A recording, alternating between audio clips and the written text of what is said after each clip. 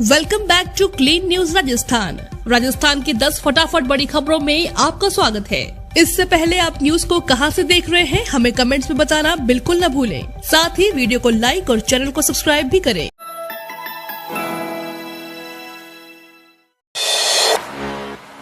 राजस्थान के किसानों के लिए अच्छी खबर, मुख्य सचिव उषा शर्मा ने दिए ये निर्देश। प्रदेश में किसानों की होने वाली फसल कटाई का रिकॉर्ड अब मोबाइल ऐप के माध्यम से मिल सकेगा।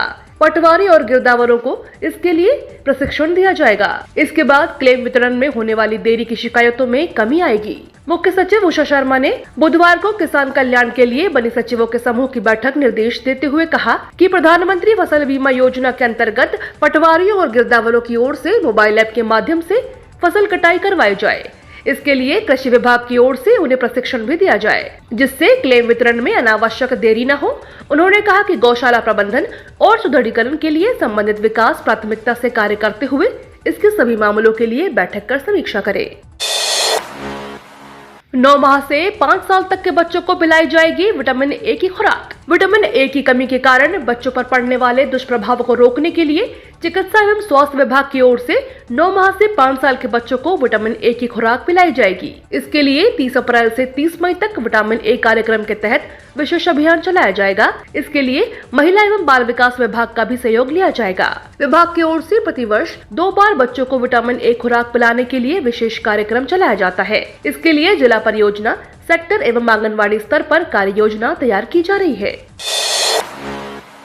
जयपुर डिवीजन में चली मेट्रो जैसी सुविधाओं से लैस यात्री ट्रेन। जयपुर डिवीजन में यात्रियों को पहली ऐसी ट्रेन मिली है जिसमें मेट्रो जैसी सुविधाएं हैं। इतना ही नहीं, लोगों का सफर भी आरामदायक होने वाला है। दरअसल रेलवे बांदीकुई आगरा के बीच नई मेमू ट्रेन का संचालन कर रहा है। इसमें यात्रियों को मेट्रो कोच जैसी सुविधाएं दी गई हैं। इसे लेकर नॉर्थ वेस्टर्न रेलवे ने अपने ट्विटर हैंडल पर एक पोस्ट शेयर की है। जानकारी देते हुए रेलवे ने कहा कि बांदीकुई आगरा में मेट्रो जैसी सुविधाएं हैं। हर कोच में सीसीटीवी कैमरे, गार्ड यात्रियों पर नजर रखेंगे।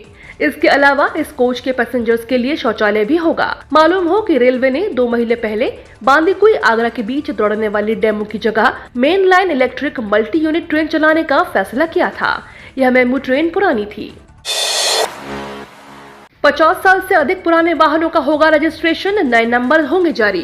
सड़क परिवहन एवं राजमार्ग मंत्रालय ने विंटेज कारों के मालिकों व उनका कलेक्शन करने वाले लोगों को राहत दी है। इसके तहत 50 साल या उससे अधिक पुराने वाहनों का फिर से रजिस्ट्रेशन किए जाने का निर्णय लिया गया है। विंटेज मोटरयान की विरासत को सुरक्षित रखने के मकसद से यह आदेश जारी किए गए हैं। विंटेज कारों के मालिक लंबे समय से मांग कर रहे थे कि विंटेज कारों का रजिस्ट्रेशन किया जाए। वाहनों का रजिस्ट्रेशन के लिए विंटेज मोटरयान के रूप में रजिस्ट्रीकरण या फिर से रजिस्ट्रीकरण के लिए आवेदन किया जाएगा।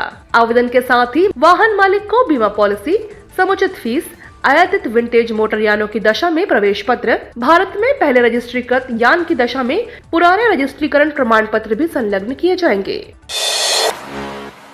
राजस्थान में जल्द आ सकती है कोरोना की नई गाइडलाइन, सीएम गहलोत ने की ये अपील। कोविड को लेकर प्रधानमंत्री की वीसी के बाद मुख्यमंत्री अशोक गहलोत का ट्वीट कर लिखा कि कोरोना के बढ़ते केसों की चेतावनी समझें। पीएम मोदी की मीटिंग के बाद सीएम गहलोत ने ट्वीट कर लिखा, ब्रिटेन, जर्मनी और चीन समेत तमाम देशों में कोविड के मामले लगातार बढ़ रहे हैं। देश के कुछ हिस्सों में भी संक्रमण में बढ़ोतरी हो रही है। इसको गंभीरता से देखते हुए मुंबई से वीसी द्वारा कोविड की परिस्थितियों पर प्रधानमंत्री की अध्यक्षता में की जा रही सभी मुख्यमंत्रियों की बैठक में भाग लिया। कोविड के संक्रमण में बढ़ोतरी को एक चेतावनी के तौर पर लेकर हम सबको पुनः कोविड प्रोटोकॉल की पालना शुरू कर देनी चाहिए। गेहूं की ग्लोबल डिमांड बढ़ने से 100 रुपए की तेजी, सोयाबीन गौर में आई नरमी। प्रदेश में मंडियों में कारोबार की रफ्तार आज तेज रही। डिमांड अधिक होने के कारण गेहूं के दाम बढ़ रहे हैं। जयपुर अनाज मंडी की बात करें तो यहाँ गेहूं मशीन क्लीन के भाव 100 रुपए तेजी के साथ 3200 रुपए प्रति क्विंटल रहे। गेहूं मिल डिलीवरी में भी 50 रुपए की तेजी रही। भाव 2400 रुपए प्रति क्विंटल तक पहुँच गए। आने वाले 2 दिनों में गेहूं के भाव में तेजी दिखाई दे सकती है। गेहूं के पोर्ट पर डिमांड बढ़ी है। भारत से गेहूं निर्यात किया जा रहा है। ऐसे में मांग तेज होने के कारण गेहूं के भाव चढ़ सकते हैं। जयपुर मंडी में सरसों लूज के दाम जहां 100 रुपए चढ़कर 6800 रुपए रहे, तो वहीं सरसों 42% के भाव 50 रुपए गिरकर 7200 रुपए प्रति क्विंटल रहे। जयपुर मंडी में बासमती चावल के दाम स्थिर हैं।